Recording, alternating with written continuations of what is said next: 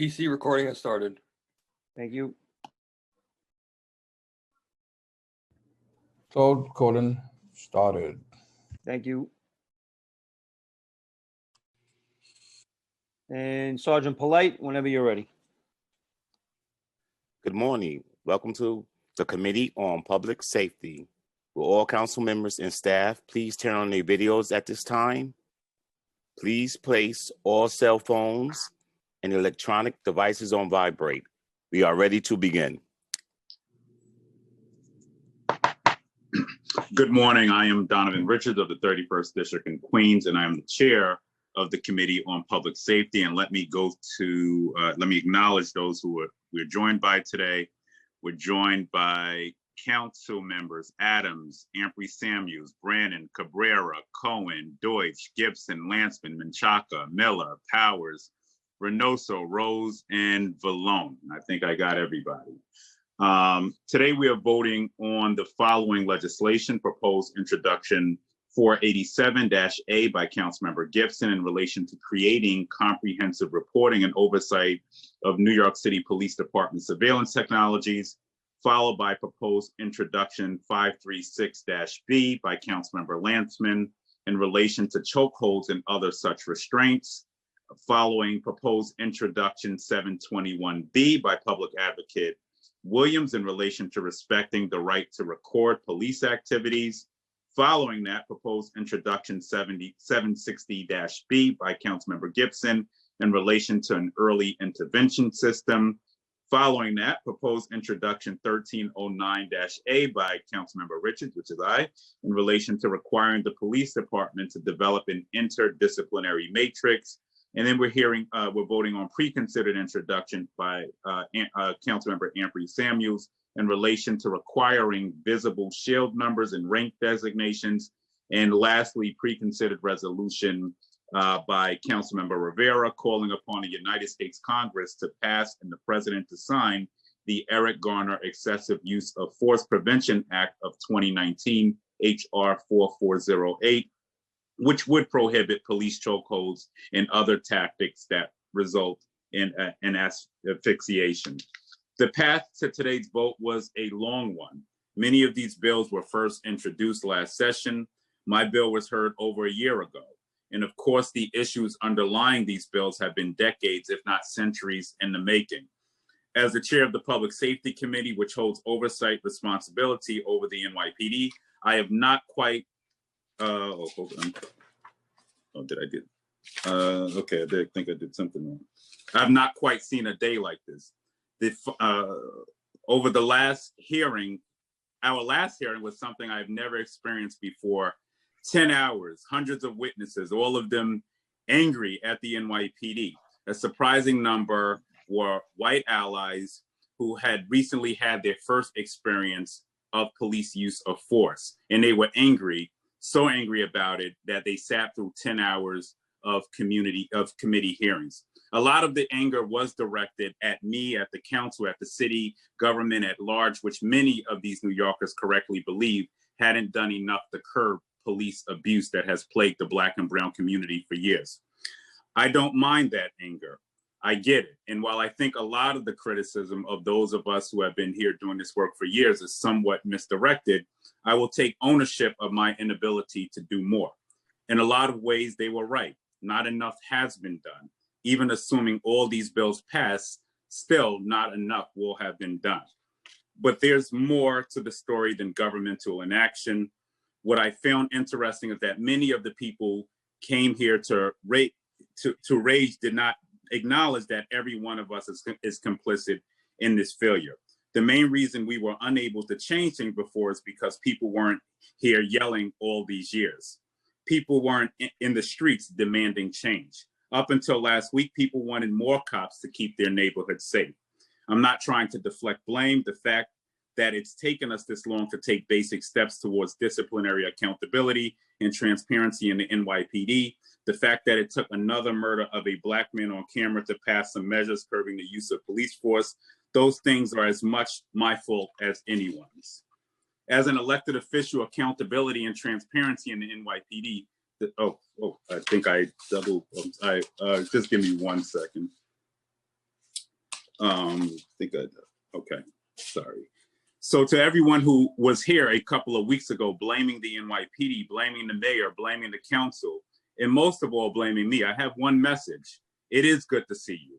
It is good to hear you're angry. It means that I, as a Black man who grew up and lived my whole life in what you are finally seeing with your own eyes, as an elected official who for 6.5 years has been sounding the alarm into a seemingly disconnected microphone, I'm finally being heard.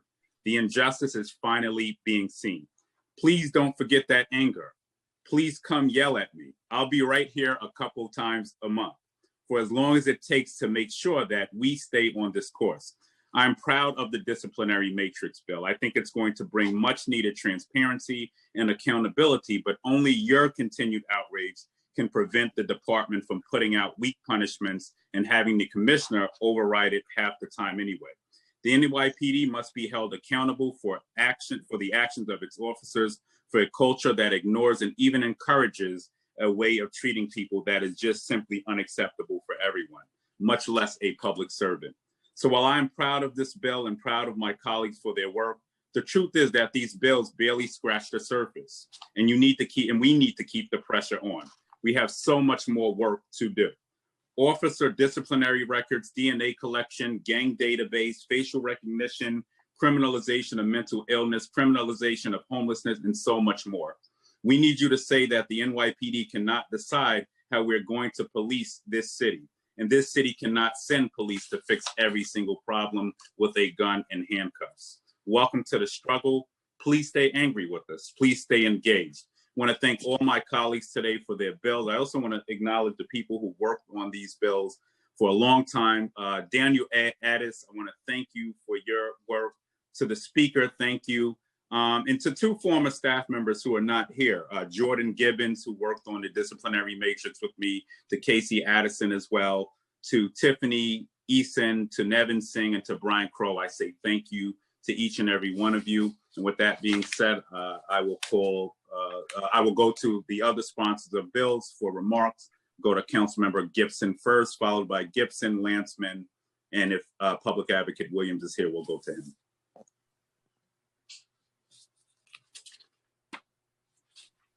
Thank you so much, and good morning, Chair Donovan Richards. Good morning to all of my colleagues on the Public Safety Committee and to all of those New Yorkers who are watching today's hearing. Thank you for the opportunity. I am Councilmember Vanessa Gibson of District 16 in the Bronx, and I thank all of you for watching our hearing this morning.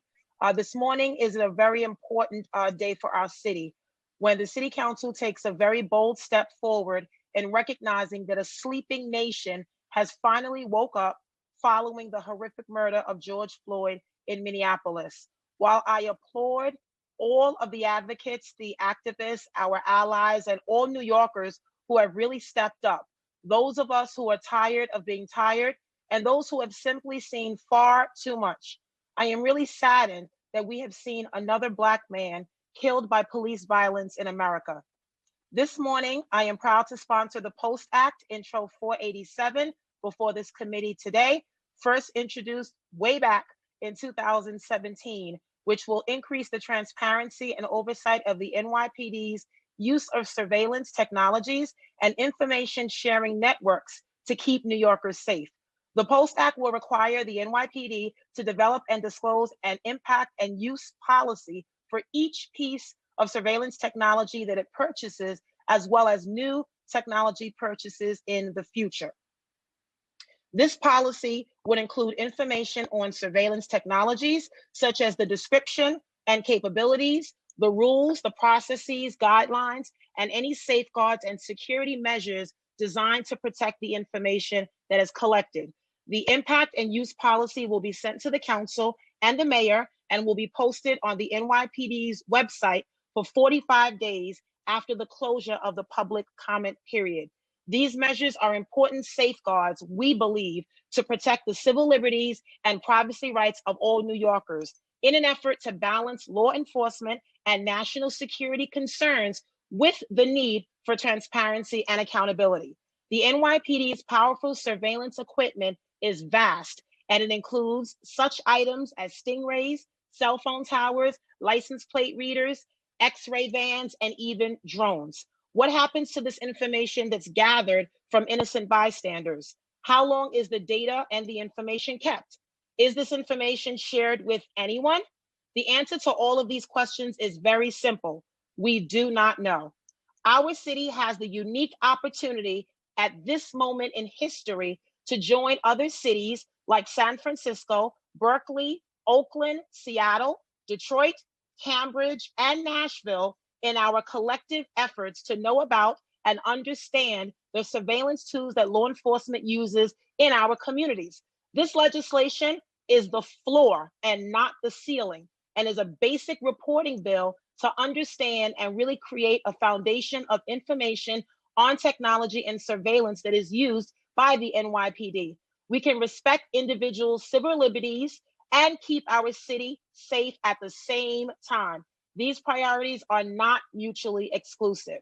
I want to extend my gratitude to our former colleague, Dan Garodnick, for his early support and commitment as the original sponsor of the POST Act. And certainly all credit and admiration for this moment in history to the committed and hardworking advocates who remain consistent on this long journey. They always knew that this day would come, but none of us knew exactly when. I want to acknowledge the Brennan Center for Justice, the Surveillance Technology Oversight Project, Urban Justice Center, American Civil Liberties Union, New York Civil Liberties Union, the Legal Aid Society, the Council on American Islamic Relations, the National Lawyers Guild, the National Action Network, and Empire State Indivisible. I thank all of my colleagues who have signed on as sponsors of the POST Act, and certainly the legislative division who have worked extremely hard on this bill. And I urge my colleagues on the Public Safety Committee to vote aye. Thank you so much, Chair Richards, for the opportunity to speak on a very important piece of legislation for this moment in history. Thank you. Thank you. I'm going to go to now Councilmember Lanceman. Thank you, Mr. Chairman, and good morning. I will have a lot more to say on the chokehold legislation that we'll be passing at the stated. But for now, let me just thank everyone for their support, including in particular yours, Mr. Chairman. This has been a long time coming. 6 years now, we have waited for this legislation to pass, and finally the day is here. I am hopeful, and even at this last moment, I want to be optimistic that the mayor will sign the bill into law. But if he doesn't, I'm confident that we have the votes to override his veto. And we didn't get here by accident. We got here through the sacrifice and hard work of the mothers of the movement, and in particular, Gwen Carr herself, Eric Garner's mom. The bill now is broader than just a chokehold bill. It includes restraints on a person's ability to breathe if an officer sits, kneels, or stands on their chest or back. But the origin of this legislation was the horrific killing of Eric Garner that we all witnessed with our own eyes. And having witnessed that, how can we not act? We must act. And today we are acting. So as I said, I'll have more to say on the chokehold bill at the stated meeting. But for now, thank everyone for their support. I thank the staff for their hard work over these years. And I look forward to a great day, not just for my bill, but for all the bills that we're passing today and the comprehensive criminal justice reform that this council is continuing to push forward. Thank you very much. Thank you. Is Public Advocate Williams here? And if he's not, we will go to Councilmember Ampry Samuels.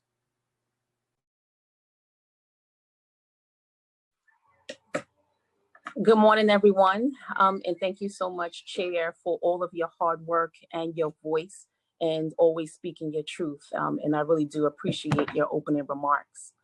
Yesterday, the Human Rights Council, the United Nations Human Rights Council, held an urgent debate on race-based human rights violations, systematic racism, police violence against persons of African descent, and violence against peaceful protesters within the United States and other jurisdictions.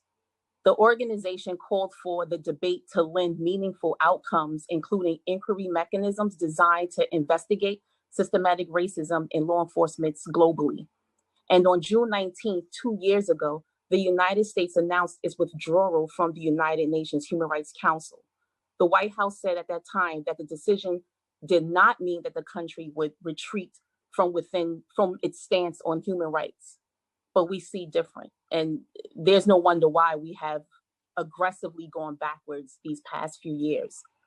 And also yesterday, State Attorney General Letitia James held a public hearing with former United States Attorney General Loretta Lynch, who heard from peaceful demonstrators about their encounters with police officers.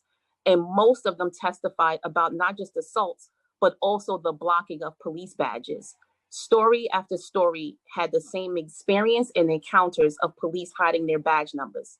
So Preconsidered Intro 1962, which will require the shield number or rank designation of a uniformed officer to be visible. A private right of action would exist where an individual demonstrates that they requested that an officer make their shield number or rank designation visible, and such officer did not apply. This means uniformed police officers can no longer hide or cover their badge number during the protest, and allows for transparency and police accountability. Officers who have become accustomed to this practice because they knew there would be no punishment, or they knew that their bosses had the discretion, this will no longer be tolerated and will now give people a right to a private action in court. Simply stated, when policies don't work within our agencies, as a council body, we must legislate. And this bill and the accompanying pieces of legislation is a start of ensuring that when Americans pledge allegiance to the flag, that last part, that last line that states, with liberty and justice for all, these bills will truly mean liberty and justice for all. So thank you so much for allowing me to just speak on my bill related to the blocking of police badges. And I hope that everyone is very supportive of this bill because clearly it makes sense. And I'll save the rest of my comments for stated today. Thank you so much, Chair. Thank you. We'll go to Councilmember Rivera.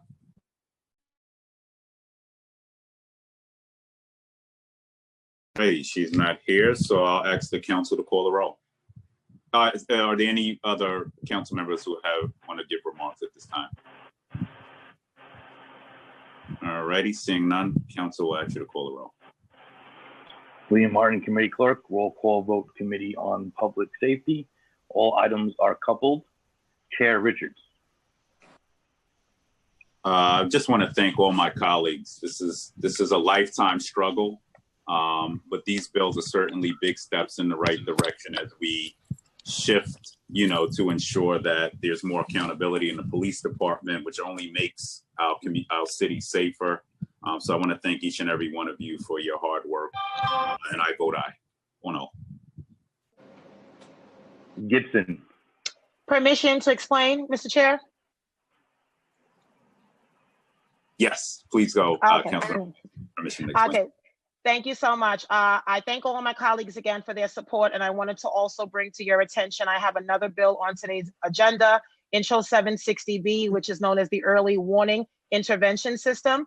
This bill would take effect this September and would require the department to conduct an annual report and submit it both to the mayor and the speaker that will really look at complaints received and results of investigations conducted by the CCRB, complaints received and conducted by the police department, not limited to investigations by IAB, but certainly looking at arrests and summons data, criminal arrests and investigations of an officer known to the department.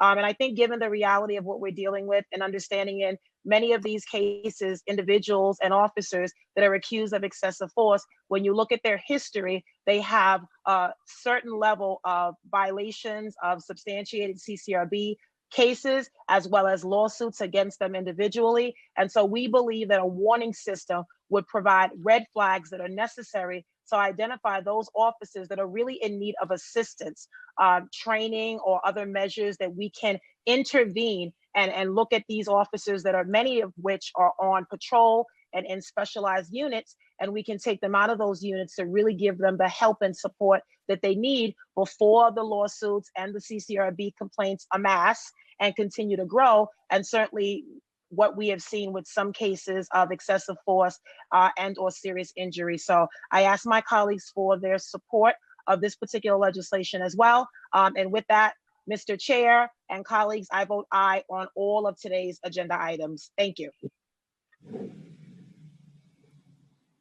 Cabrera, Aye or no? Cohen, I vote aye. Deutsch, I'll save my comments for the stated. I vote no on all. Lantzman, I vote aye. Menchaca, With incredible gratitude to all the staff and members and advocates and everyone on the streets right now who are making their voices heard, stay out there, stay loud. We're not done yet. I vote aye on all. Miller, I'd like to thank my colleagues for their thoughtful, insightful, and courageous legislation put forth today. I vote aye on all. Rodriguez,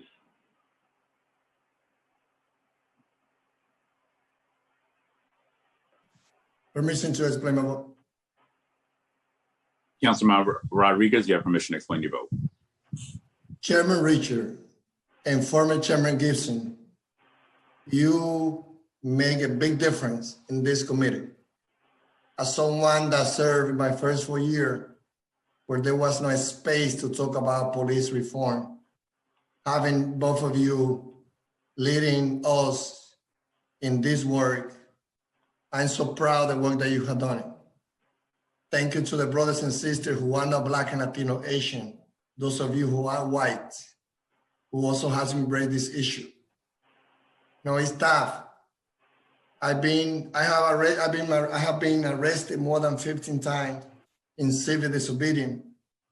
But among those, there has been 4 or 5, 2 of them that I felt for my life. Being there arrested in 1989, when I was taking political science 101, using my 4th Amendment. I never thought that it would be my first interaction with the police in the way that later on El Diario La Prensa wrote the editorial that said there's no freedom on 181st. Then when I was arrested during the Occupy Wall Street, I won my lawsuit of $25,000. And even though my wife would like to kill me because I need every single dollar, I donated to Center for Constitutional Rights because they took my case in 89. If you're not Black or Latino, if you don't live in a poor neighborhood, my brothers and sisters from the Upper West Side, Upper East Side, other area, thank you for your solidarity. You or your family will never feel what we go through. So this is a historical day. I think that with this reform, we will attract police officers that want to serve, keeping our community safe, getting the respect from the community, but not thinking that just because they had a gun, they have all the power to go around cursing or hurting people. One of my brothers was a police officer at the 42nd. I'm proud Chief Pichardo. I'm proud Chief Murray, when he was at the NYPD. I don't think that most police officers are bad apple, but we have few bad apple everywhere in the police departments, in government, public and private sector. So thank you, Chair. Thank you, all the colleagues. With this reform, we take New York City to be a role model nationwide. And this will not make the job of the NYPD harder. It will make a difference. They had to adapt themselves. And those who are not ready to work in this way, they can get another job.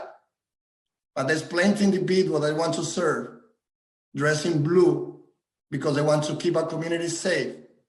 And with this reform, I know that we will be the best working relationship where the community will have respect to the police and the police will respect the community. With that, I vote aye.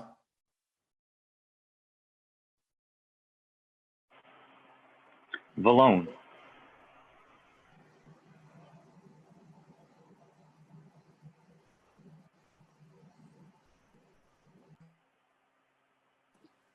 Aye on all. Adams.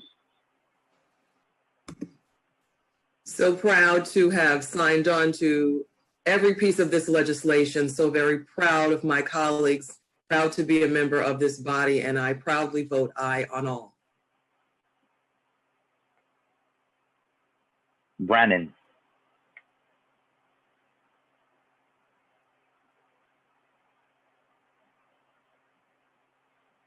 Brannon. Hello. Hi. Sorry. Aye on all. Powers. Aye on all. I'll save my comments for stated. Thank you to everybody who's worked very hard on these bills and to get us where we are today. I'm voting aye on all. Thanks. By a vote of 12 in the affirmative, 1 in the negative, and no abstentions, all items have been adopted by the committee. Thank you. Thank you all. With that being said, I also want to just acknowledge in closing the work of the Black, Latino, and Asian Caucus. I want to thank the co-chairs, Councilmember Adams and also Miller for their work as well. With that being